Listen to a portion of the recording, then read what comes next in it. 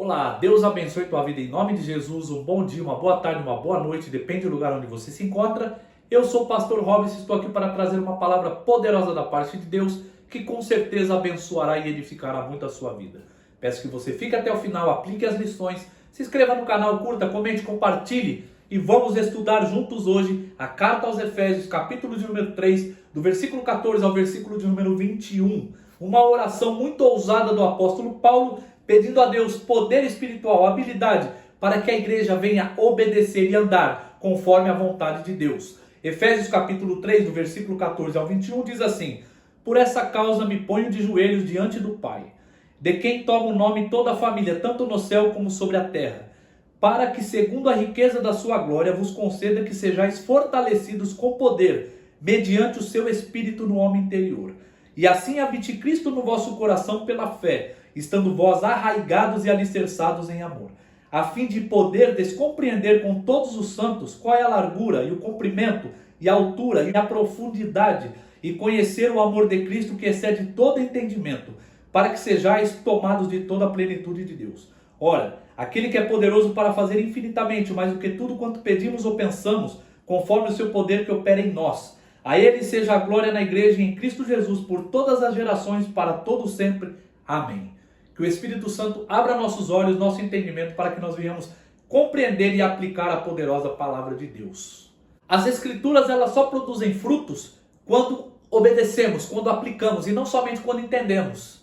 Por isso que essa oração é muito importante, porque do capítulo de número 1 ao capítulo de número 3 da carta aos Efésios, Paulo vai tratar sobre a obra de Deus, a graça de Deus em ação.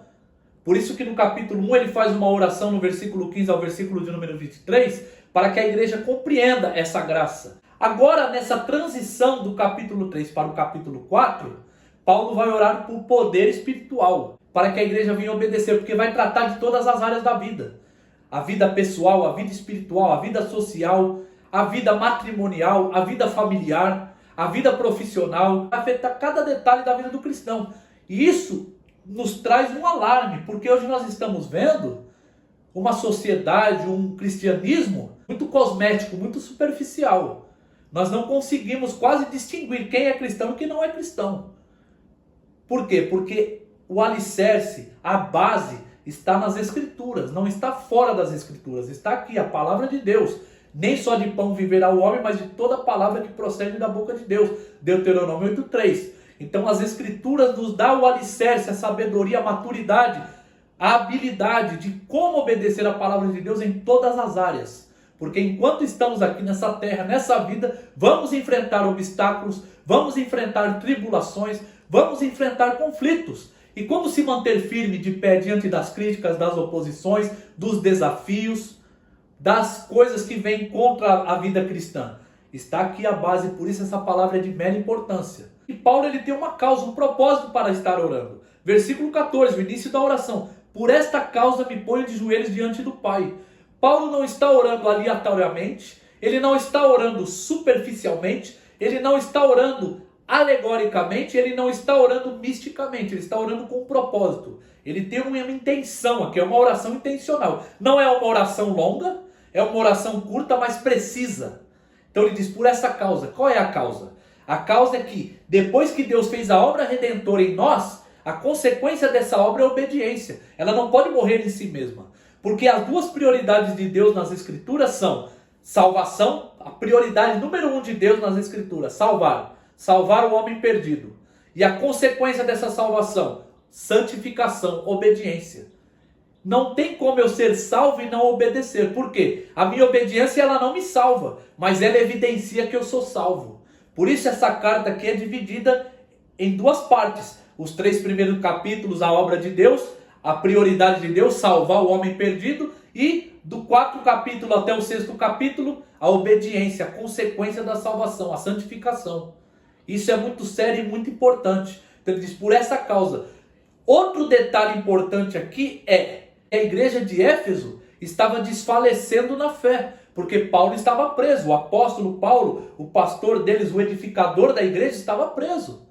Então eles estavam desfalecendo na fé. E Paulo vai dizer no versículo 13 aqui do capítulo de número 3, portanto vos peço que não desfaleçais nas minhas tribulações por vós, pois nisso está a vossa glória. Paulo não estava preso porque ele era um criminoso. Ele estava preso por causa do evangelho. Ele diz claramente: eu não sou prisioneiro de César, nem prisioneiro de Roma. Eu sou prisioneiro de Cristo. Havia um propósito ali porque ele estava preso. Levar o evangelho aos gentios, até os confins da terra. E a igreja estava perdendo a fé, desfalecendo. Então por isso ele ora com esse fervor, com essa ousadia, para que a igreja recebesse poder espiritual para obedecer a palavra de Deus. Lembrando que a cidade de Éfeso era uma cidade rica, uma cidade populosa, uma cidade comercial, uma cidade de muitos itinerantes, inclusive falsos mestres, muitos rabis passavam por ali. Havia uma competição e uma comparação religiosa muito grande. Ali também habitava o templo da deusa Diana, uma das 7 maravilhas do mundo antigo. Então Paulo deixa claro que quando as pessoas se convertem à verdadeira fé, ela não está aderindo a uma nova religião, e sim a um novo estilo de vida. Ela se torna cidadã do reino dos céus. Ela não pode comparar com outra religião, porque às vezes nós vamos olhar e parecer que muitas religiões prosperam até mais que o cristianismo. Mas a prioridade de Deus não é prosperar aqui nessa terra. A prioridade de Deus é salvar, é reconciliar o homem perdido com Ele. E quando nós temos esse entendimento espiritual, faz toda a diferença. Prosperar, essas coisas são secundárias, não é prioridade para Deus. A prioridade para Deus é trazer arrependimento e o pecador ter um relacionamento com Deus e de criatura se tornar filho de Deus. Então é sério isso, é detalhes aqui que não podem ser desapercebidos, que hoje está desapercebido no mundo cristão. Muitos falsos mestres, muitas falsas vozes, pregando, ensinando, instruindo pessoas ao caminho fácil, ao caminho que leva para a perdição. E a fé bíblica, ela é uma fé que é pedagógica. Ela deve nos deixar mais inteligentes, mais sábios, mais firmes, e não mais ociosos, e não mais duvidosos, mais firmes. Então a causa de Paulo aqui é essa. Olha o que ele diz no capítulo 4, versículo 1. Rogo-vos, pois eu, o prisioneiro no Senhor, que andeis de modo digno da vocação a que fostes chamados. Aí ele vai discorrer. Versículo 17 e 18 do capítulo 4. Olha o que ele vai dizer novamente. Sobre andar, sobre obedecer. Olha as exortações que ele faz para a igreja. Isto, portanto, digo no Senhor testifico, que não mais andeis como também andam os gentios, na vaidade dos seus próprios pensamentos.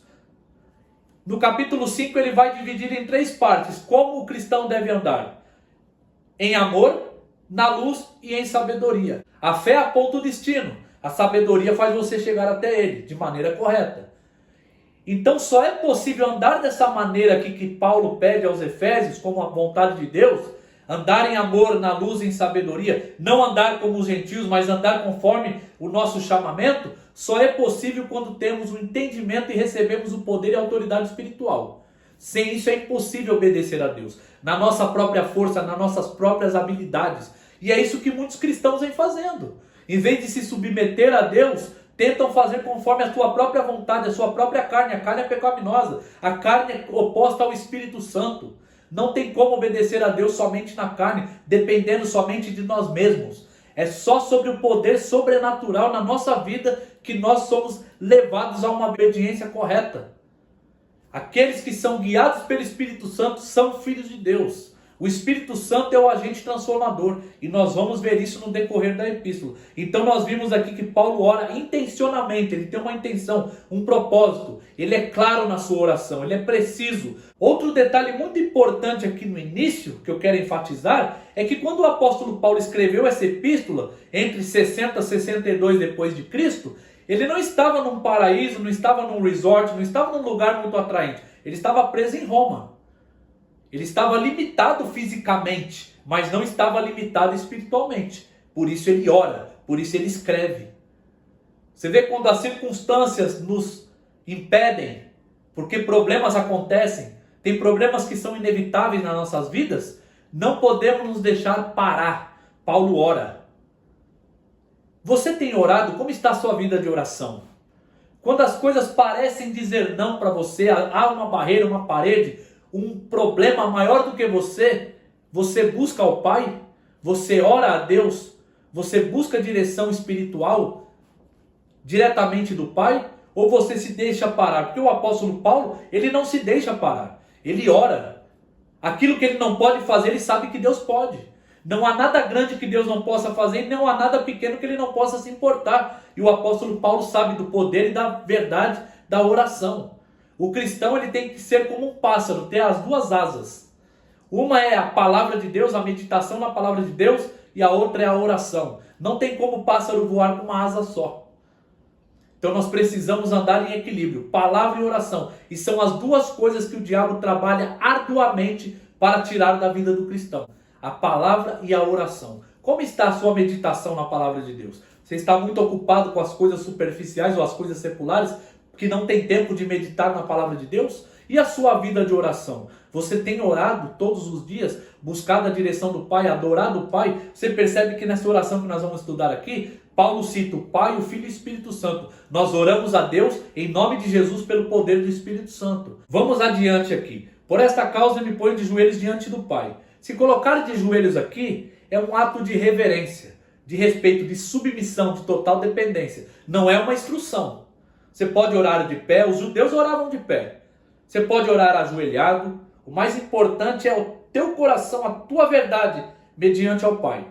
Não a posição física que você se coloca. Por esta causa me ponho de joelhos diante do Pai.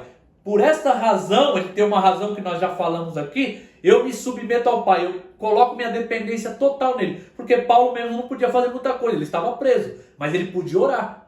Ele podia fazer o melhor de tudo, buscar a direção e o poder espiritual. Outro detalhe importante que eu quero enfatizar, Paulo estava longe deles, longe dos efésios. E mesmo assim ele cuida da igreja. Você tem orado pelas pessoas que estão longe de você, que você não tem muito acesso físico a elas, mas pode ter um acesso espiritual, orando ao Pai pela vida delas, intercedendo por elas? Paulo cuida da igreja mesmo distante dela. Não esquece e não abandona. Ele ora, ele intercede pela igreja. E percebemos que Paulo se coloca de joelhos diante do Pai. Ele não se coloca de joelhos diante de um ídolo. Ele não se coloca de joelhos diante de um anjo. Ele não se coloca de joelhos diante de um homem. Ele se coloca de joelhos diante do Pai. Ele não se coloca de joelhos diante de um intermediário. Ele vai direto ao Pai. Por quê? Porque todo aquele que crê no nome de Jesus, recebe Jesus como seu único e verdadeiro Senhor e Salvador, tem acesso direto ao Pai. Não a Deus, ao Pai. Deus se torna nosso Pai. Isso aqui é um termo legal, que está em João capítulo 1, versículo 11, versículo 12. Jesus veio para os teus, mas os teus o rejeitaram. Mas todos aqueles que creram no seu nome, receberam poder ali autoridade legal, de serem filhos de Deus. Não pela vontade do homem, nem pela vontade da carne, nem pela vontade do sangue, mas pela vontade de Deus. Então você é filho quando você tem Jesus Cristo como seu único verdadeiro Senhor e Salvador. Paulo sabe que tem um Pai. Por isso que Jesus, quando estava ensinando os seus discípulos a orarem em Mateus capítulo 6, ele diz assim, quando orares, ele dá um comando ali, quando orares, dizeis assim, ó, Pai nosso. Ele não disse Pai meu, ele disse Pai nosso. Nós temos o mesmo Pai, nosso Deus, ele é nosso Pai. Quando nós somos guiados pelo Espírito Santo, todos aqueles que são guiados pelo Espírito de Deus são filhos de Deus. Por essa causa me põe de joelhos diante do Pai. A pergunta para você é, você está se pondo de joelhos diante de quem? Diante de ídolos? Diante de falsos deuses? Ou diante do Pai? Se você está se prostrando diante de coisas fúteis, a partir de hoje se arrependa e se prostre diante do Pai. Versículo de número 15. De quem toma o nome toda a família, tanto no céu como sobre a terra. Essa oração não pode ser estudada isoladamente, porque ela tem muitas conexões, e as conexões fazem toda a diferença. Por isso precisa do contexto. No versículo 15 nós temos verdades espirituais inegociáveis. A primeira verdade é que nós temos uma família, tanto terrena como espiritual. Não há distinção. Nós somos irmãos daqueles que professam a mesma fé aqui, que ainda estão aqui vivos. E nós temos uma família celestial, aqueles que estão já com Cristo Jesus. Então você vê, você não está sozinho. Muitas vezes as pessoas te abandonam, te traem, te criticam, se opõem contra você, mas em Cristo Jesus nós não estamos sozinhos. Nós temos uma família aqui, de quem toma o nome toda a família, tanto no céu como sobre a terra. E não está falando de denominações aqui. É a família daqueles que têm o Espírito Santo, que são nascidos de novo. O nome de toda a família, não de alguma família, toda a família. E o segundo princípio importante é que o nome. Porque tanto no contexto bíblico, como em Israel, Quando alguém nomeava alguma coisa ou alguma pessoa, ela tinha total autoridade sobre aquilo ou sobre alguém. Então, se Deus nos chama pelo nome, nós fazemos parte do etnos de Deus, da família de Deus, da família espiritual. Independente de raça, de cor, de nacionalidade, nós somos um só em Cristo Jesus. Por isso ele diz, o meu corpo é a minha igreja. Aqueles que professam a mesma fé fazem parte da mesma família. E agora no versículo 16 nós vamos ver 3 verdades aqui. A base da oração de Paulo, aonde ele se fundamentou para fazer essa petição tão ousada. A petição de Paulo e o que é que realmente habilita um cristão a obedecer a palavra de Deus. Versículo 16. Para que segundo a riqueza da sua glória, vos conceda que sejais fortalecidos com poder mediante o seu espírito no homem interior. Então a base da oração de Paulo é a riqueza da glória de Deus. Olha o alicerce dele, ele conhece o Deus que ele está orando. A glória de Deus não é o atributo de Deus, mas sim a evidência de todos os atributos em ação. Por isso que Paulo vai dizer no versículo 20, aquele que é poderoso para fazer infinitamente muito mais do que tudo quanto pedimos ou pensamos, segundo o teu poder que opera em nós. Esse poder opera em nós. Deus é infinito, Deus é eterno, Deus é imutável, Deus é soberano, Deus é santo, Deus é justo, Deus é amor, Deus é verdade, Deus é justiça. Todos esses atributos incomparáveis é a manifestação da tua glória. É a sua soberania, o seu poder em ação. Paulo se alicerça nisso para pedir. Ele sabe para quem ele está pedindo, ele conhece o Deus que ele está orando. Segunda verdade do versículo 16 é a petição dele. Para que, segundo a riqueza da sua glória, vos conceda que sejais fortalecidos com poder, mediante o seu espírito no homem interior. Ele não faz nenhuma petição pessoal, ele não pede para Deus tirar ele da cadeia, ele sabe por que ele estava lá. Ele não pede nenhuma bênção material, nada de prosperidade, nada de coisas físicas ou dinheiro ou coisas palpáveis, mas ele pede que a igreja seja fortalecida com poder mediante o Espírito Santo no homem interior. Olha que importante essa verdade. Não é barulho. Muitas pessoas confundem poder com barulho, com grito, com bagunça. Não tem nada a ver com isso, mas no homem interior, é dentro. Não é crescer para fora, é para dentro. Maturidade, discernimento, firmeza, para não ser levado por qualquer vento de doutrina. Ser um cristão que não abraça o liberalismo e diz amém para tudo que falam, mas é fortalecido no poder do Espírito Santo. Outra verdade importante aqui é que não tem como fazer isso, ser maduro, ter discernimento, ser firme, sem o Espírito Santo, sem o poder sobrenatural. O Espírito Santo ele é uma pessoa, mas é ele que nos habilita. Foi ele que habilitou os apóstolos a serem testemunhas de Jesus Cristo. Não tem como você obedecer a palavra de Deus sem o poder do Espírito Santo. É ele que nos fortalece, ele que nos guia a toda a verdade, ele que nos ensina, ele que nos lembra de todas as coisas. Você tem se submetido à vontade do Espírito Santo, deixado ele te guiar, deixado ele te conduzir, lembrando que a vontade da carne é oposta à vontade do Espírito. Então o Espírito Santo nos fortalece no nosso caráter, na nossa integridade, na nossa maturidade. Versículo 17, olha as conexões. E assim, habite Cristo no vosso coração pela fé, estando vós arraigados e alicerçados em amor. A palavra habitar aqui é uma palavra muito importante. Aqui ela significa o dono da casa, aquele que tem acesso livre a todas as portas. Não é um convidado, não é um visitante. Um visitante, um convidado, ele não tem acesso a todos os cômodos. Mas o dono da casa é ele que tem as chaves. Assim que Cristo deve habitar no nosso coração. Ele é o dono da nossa vida. Coração aqui é mente. Então Cristo deve ser aquele que comanda, que controla a nossa mente, os nossos pensamentos, os nossos sentimentos e as nossas ações. Tem Cristo habitado na sua vida dessa maneira? Cristo é o dono da tua vida ou você tem portas que ele não tem acesso, você não quer que ele entre e tenha total intimidade contigo? Cristo é aquele que habita, é o dono, é o Senhor da casa. É assim que ele deve habitar na nossa vida. Como isso? Através da fé. E assim habite Cristo no vosso coração pela fé. Essa fé aqui é a fé salvífica. Essa fé é você crer mais naquilo que Deus disse através da tua palavra do que nas circunstâncias que você enfrenta diariamente. Aquilo que Deus disse é verdade literal, é inegociável, é permanente. E as coisas secundárias são temporais. Isso é fé, andar conforme a vontade e a palavra de Deus. É a fé salvífica, que me dá a certeza de que eu sou salvo. Estando vós arraigados e alicerçados em amor. Ele usa duas palavras importantíssimas aqui. A palavra arraigados, que vem da palavra raiz, que é o que sustenta uma árvore, e a palavra alicerce, que é o que sustenta o edifício. Então nós estamos falando de fundamento. Muitos cristãos querem crescer para fora primeiro. Eles professam a fé com toda alegria, querem fazer e acontecer. Mas aí quando vem o vendaval, a oposição ou os ataques do maligno, ele abandona a fé, como nós estamos vendo hoje aí, diariamente, claramente. Pessoas que proclamavam a fé e hoje estão aí andando em doutrinas de demônio. Por quê? Por causa da raiz, do alicerce. Nós temos que ser alicerçados e arraigados em amor. Muitas vezes Deus vai te tirar de cena.